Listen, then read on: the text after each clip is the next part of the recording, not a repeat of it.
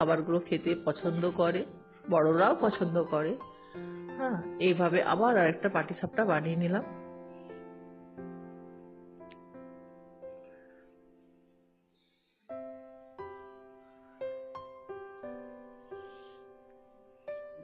শীতকালে এক ঠান্ডার মধ্যে এ রাত্রে এরকম একটা গরম পাটিসাপটা হলে খুবই ভালো লাগে।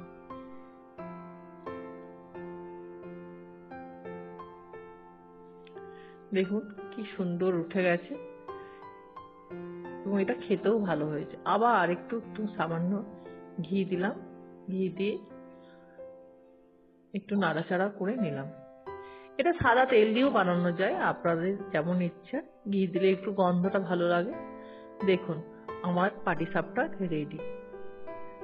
এটা দেখতে যেমন সুন্দর হয়েছে, খেতেও ততটা সুস্বাদু হয়েছে। আপনার বাড়িতে বানান।